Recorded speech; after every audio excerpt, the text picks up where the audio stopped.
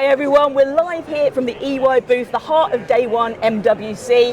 Karyn and I have an amazing chat already about all things inclusion, diversity, equity and belonging, I would say, in the tech industry. And amazing news here, your sponsorship for Diversity4Tech here at MWC. I think it's brilliant. Let's shine a light on what that means and what challenges we're trying to address here in the sector right now. Thank you so much for drawing attention to this, because it's such an important issue. And I think sometimes people think that we've all been at this for so long that we've nailed it and that we're locked and loaded, in particular as it relates to women. People say, well, this conversation has been happening such a long time, and we're not.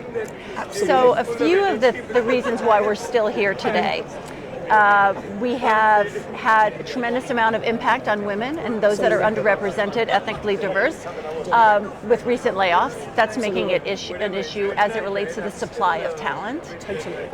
Also, you know, for women in tech, I recently read that only 17% of AI talent pool are women. And that we still are only seeing that 4 times the number of graduates are men versus women coming out of tech graduate programs. So it's significant. And I don't only see that it's an issue as it relates to sustainability and the pipeline, it's also an investment for the future issue.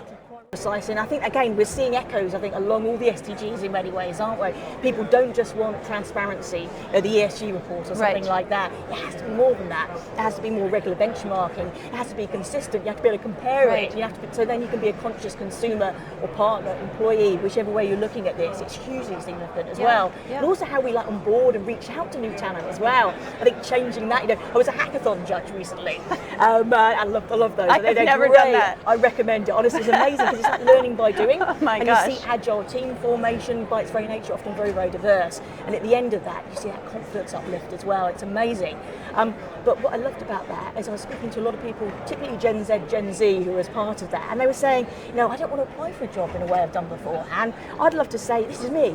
This is what I believe in. These are some of my skills. This is what I want to learn more about. You know, say like a video upload talking about their why, rather than say apply for a specific role with a normal description, and you know, say changing CVs that show how you have agency and deliverables that result in impact, and making that far more transparent so people show how they've got agency to make a change. There's so many innovative things we can do, and kind of shining a light on that I think is hugely significant as well. We've seen that because a number of years ago we changed something at our firm and we made our top question, I feel free to be myself at work every day.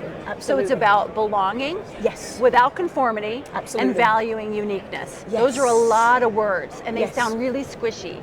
But the reality is we know that it's got tangible business value and somebody can bring themselves to work. So to your point, why not start early with do a video on something that's important to you?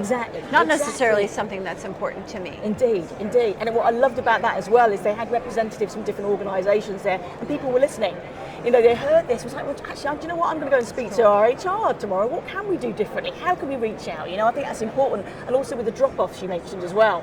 You know, like from a UK perspective, so I'll do it in ages so it's kind of global, but say 12 to 14 when you're selecting your first qualifications at school, then it's 16 to 18 kind of next level up or A-levels in the UK, and then obviously university or apprenticeship or whatever, people are dropping off around STEM subjects, particularly you know, girls and young women, but people are taking them and then not applying them as well at older levels. So we have to get in earlier and earlier to build that confidence and kind of show kind of what you can do in a tech career and kind of change the narrative, I think. I think that's sometimes holds people back too. And that it's not as rigid as people think, right? It's similar to people, you know, we certainly have a tech component of our business, but people also sometimes think there's tech is rigid, accounting is rigid, and the reality is the world is changing. And business is changing to be far more fluid and far more valuing of these different skills. And I think it also not only does it broaden out the talent, but think about something that's so incredibly important to tech, innovation and team collaboration. Of course. DE&I, they know that the studies show, I'll give you from the think tank Quocal, that a diverse and inclusive workplace is 3.5 times more innovative. So if I get to be myself, I will be far more innovative. I'm going to come up with far better solutions. The second piece is on collaboration. 57% more collaborative. So that's significant if you're trying to come up with innovative solutions, new ideas, creative technologies, etc. In addition to, it's a lot nicer to work in a place like that. Absolutely, it's more fun Much as well, more isn't it? fun. I think we all know that, and there's some great studies that are really evidencing this impact, but just from our own personal experiences, all teams we're in or we've leaded or whatever, when you have that diverse team there, everything's better, isn't it? The creativity is up, the innovation is up, the satisfaction, the cohesion as you were talking about as well. We all get that shared value when we invest in that. And if you think there's I think it's 180 plus human biases that we have, and you think about things like AI and ethics, again, diverse teams, you're far more likely to reduce that. Sometimes these biases are implicit, people don't even know they're there. You're far more likely to identify them if you've got diverse teams and you're truly representing who your product, service, etc. is actually for. Everyone benefits, don't they? It Absolutely. makes sense. But I also look at it as you have people around you to look around corners, right? Definitely. Help you see your blind spots. Yes. That's just smart business. Absolutely, it is. As well as I think we've all, it's also about insider-outsider dynamics at work. Absolutely. The reality is we've all known what it's like to be an insider-outsider. Yes, indeed. I think I could be an insider and outsider in the same day. Yes, yeah, absolutely. And certainly being an insider is much better. Yes, indeed. Right? Indeed. And it makes you really want to perform. Absolutely. So I think, one of the goals that we have at EY is we really want to remove barriers and obstacles so that everyone has the opportunity to thrive. That's our goal. Absolutely. It's a big goal, but that's our goal. And that's it. It's all about democratizing barriers to access, isn't it? And also empowering people. If you've got more access to skills, you still need the confidence to apply them too. So again, for everybody listening, things like metacognition, totally recommend that, because you've got smart technology, but it helps you to be a smart thinker as well, because we all learn in different ways, don't we? But I think sometimes, whether it's schools or training courses, they tend to be one way only. So the more we can look at that and personalised training, again, I think that has also an added knock-on benefit for inclusion too. Yeah, as well as I think anybody, regardless of their level or their seniority, can also really be an inclusive leader. Absolutely. And something as basic as having everyone contribute in a meeting, not just the most senior, not just the loudest, not just the Western voice, but to allow for everyone to have a voice and contribute. There are some basic behavioral skills that everyone can employ, and the reality is, if you're a good inclusive leader, you're a good leader. Absolutely. It'll make you a better, with your customers, better with your teams. Definitely. I'm obviously very biased, but I've really seen that the most successful business people have inclusive leadership in their portfolio. It is, 100% agree with that.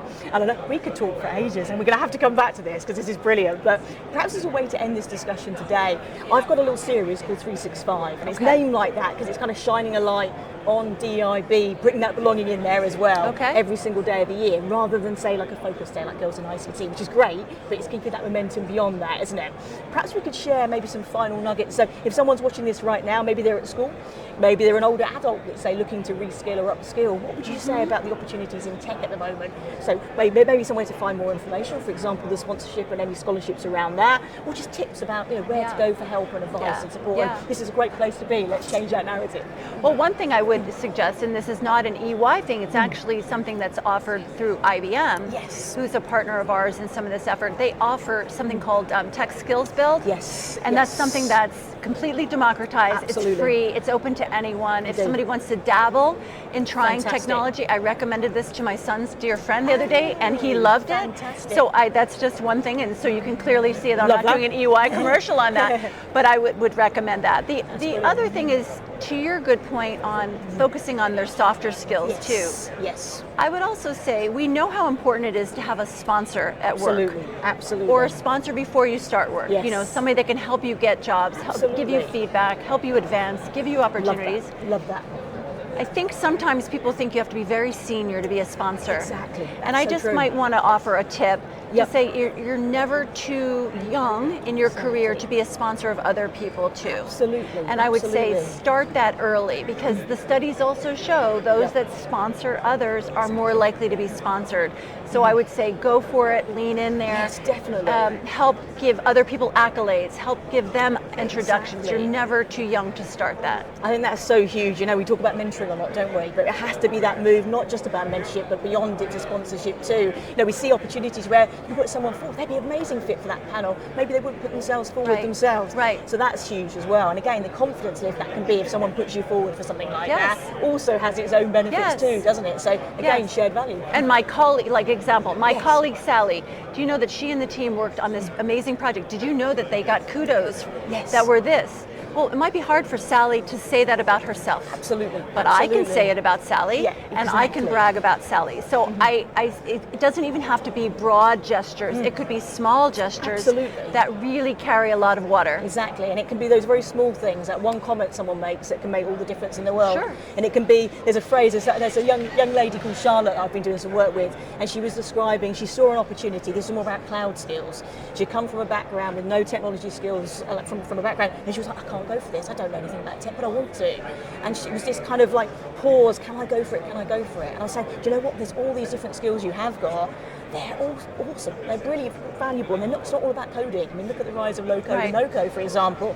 So those tech skills are important, but all these other things can make a difference too. There will be a place for you. And we had this phrase about click to commit, to press that button click to go to for commit? it. Yeah. Okay. And I'd encourage people, click to commit, don't be afraid, because there's always going to be someone to help you. And even on social media communities as too, again, that's led to a lot of mentoring and sponsorship for me as well. Sure. So don't be afraid. And frankly, if someone didn't come back to you, maybe they weren't the right person. You know what I mean? So go for it again. And it's still good practice. Exactly. Yeah, you know, my late father used to always say, it's always no unless you ask. Absolutely. So it's always no unless you try.